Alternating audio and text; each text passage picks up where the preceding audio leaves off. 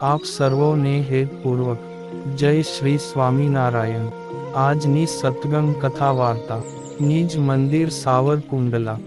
આજની સત્સંગ કથા વાર્તામાં આપણે પવિત્ર ચાતુર્માસ અંતર્ગત શ્રીમદ સત્સંગી જીવનની કથા સાંભળશું। પ્રકરણ 3 અધ્યાય 32।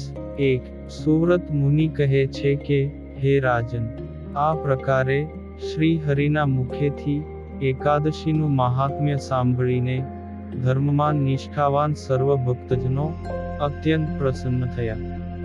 હે રાજન, તેઓના મધ્યે જે ભક્તજનો પ્રશ્ન પૂછવામાં નિપુણ હતા તેઓ બે હાથ જોડીને સર્વના નિયંતા શ્રી હરિને ભક્તિપૂર્વક પ્રણામ કરીને પૂછવા લાગ્યા કે, હે સ્વામી, એકાદશીનું વ્રત સર્વ વ્રતો કરતા અધિક ફળને આપે છે, એ પ્રમાણે આપે જે કહ્યું તેનું કારણ અમને જણાવો।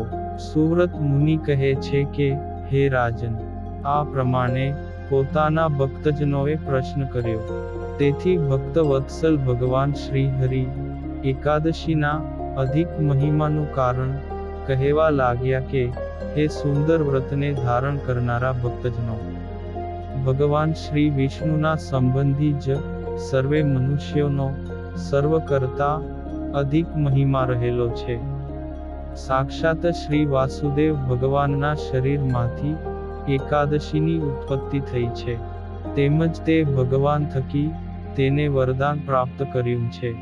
તેથી એકાદશી વ્રતનો અપાર મહિમા રહેલો છે, તેની કથા હું તમને કહું છું, તે સાવધાન થઈને સાંભળો।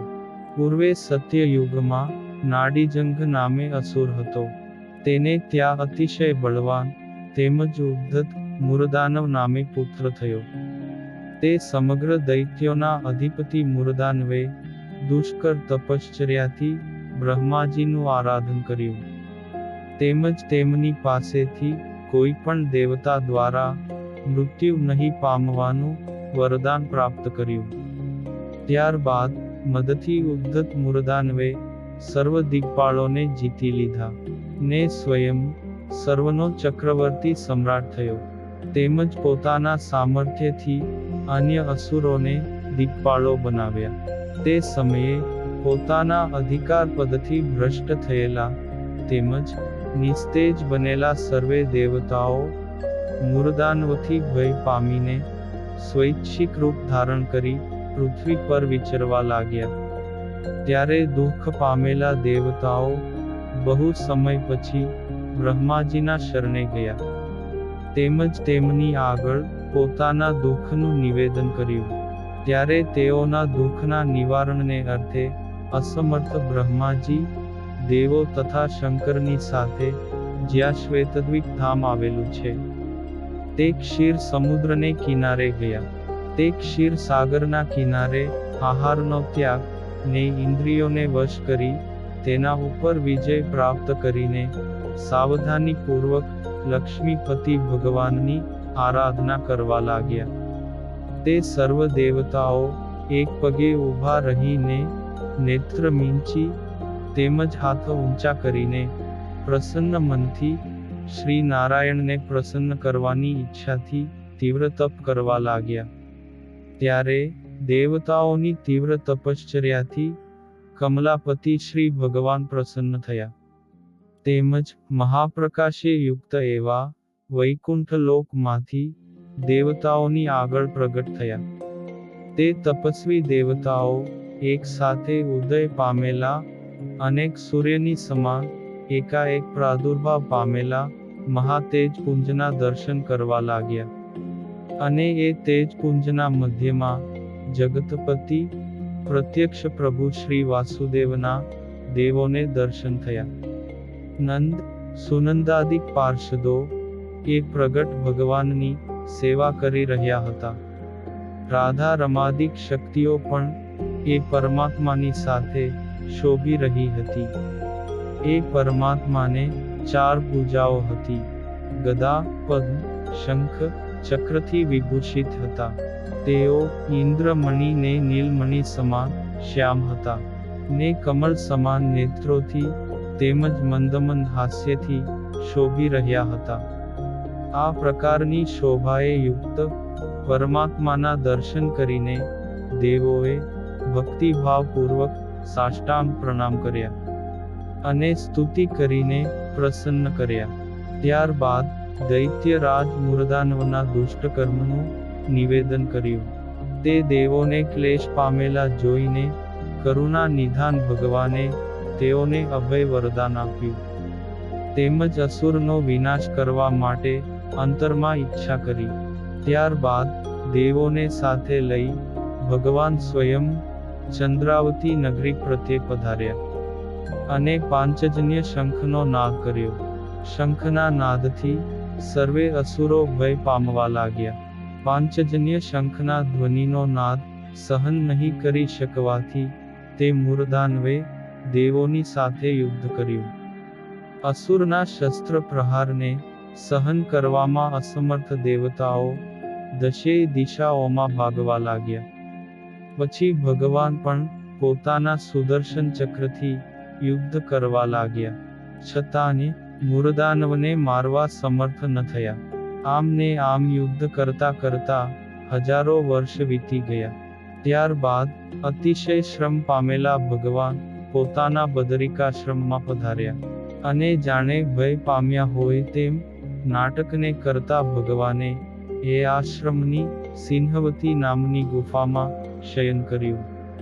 સમર્થ એવા શ્રી ભગવાને 11 ઇન્દ્રિયોને સ્વસ્વરૂપમાં લીન કરી. ત્યારે તત્કાળ તે જ ક્ષણે યોગનિદ્રાનો સ્વીકાર કર્યો. એ સિંહવતી ગુફા 12 યોજન વિસ્તારવાળી હતી. તેમાંથી બહાર નીકળવાનો માત્ર એક જ માર્ગ હતો. તે મૂર્ધાનવ અસુર પણ તત્કાળ ભગવાનની પાછળ પાછળ આ ગુફામાં આવ્યો. ત્યારે યોગનિદ્રાનો આશ્રય કરીને શયન કરતા ભગવાન શ્રી હરિએ પોતાની પાછળ પાછળ આવેલા દુર્જય, ઉદ્ધત અને બ્રહ્માજીના વરદાનથી અવધ્ય એ દૈત્યને અંતર્દ્રષ્ટિથી જાણીને તેમના ઉપર અતિશય ક્રોધ કરવા લાગ્યા. એ સમયે શ્રી વાસુદેવ ભગવાનના 11 ઇન્દ્રિયોમાંથી તેજ પ્રગટ થયું અને એ તેજમાંથી દિવ્ય આયુધને ધારણ કરતી અને અતિશય તપોવતી એક કન્યા પ્રગટ થઈ. તે રૂપ તેમજ સૌભાગ્ય સંપન્ન કન્યાને નિહાળીને મૂર્ધાનવ કહેવા લાગ્યો કે, હે સુંદરી, તું મને વર્ય. આ પ્રમાણે આદરપૂર્વક તેમની પ્રાર્થના કરવા લાગ્યો અને કામથી વિહ્વળ બનેલા દાનવને દિવ્ય સ્વરૂપા કન્યા કહેવા લાગી કે, હે દૈત્ય, મારી સાથે યુદ્ધ કરીને મારા ઉપર વિજય મેળવી તું મને વર્ય.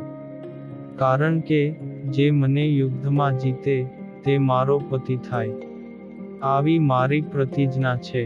તેના વચન સાંભળીને મૂર્ધાનવ શસ્ત્રને અસ્ત્રથી તે કન્યા સાથે યુદ્ધ કરવા લાગ્યો અને ક્રોધ પામેલી એ કન્યાએ દુર્મતી મૂર્ધાનવનું મસ્તક તલવારથી કાપી નાખ્યું. ત્યારે મૂર્ધાનવના મૃત્યુથી પ્રસન્ન થયેલા ભગવાન અને દેવતાઓ કન્યાનો સત્કાર કરીને પ્રશંસા કરવા લાગ્યા. તેમજ દિવ્ય સ્વરૂપા તમે કોણ છો? આ પ્રમાણે પૂછવા લાગ્યા. તે ભગવાનનું વચન સાંભળીને દિવ્ય સ્વરૂપા દેવી કહેવા લાગ્યા કે, હે સ્વામિની, હે પ્રભુ, હે તપો સ્વરૂપ, આપના ઇન્દ્રિયોના તેજમાંથી હું ઉત્પન્ન થઈ છું. તેથી મારું નામ એકાદશી છે ને હું તપસ્વીની છું. તેમજ તમારી શક્તિ છું. તે આ બ્રહ્માંડમાં જેટલા નાના મોટા પાપ છે તે સર્વનો સંહાર કરનારી તેમજ સમગ્ર દૈત્ય અને અસુરોનો વિનાશ કરનારી છું. હે ભક્તો, આ પ્રમાણે એ એકાદશીએ કહ્યું.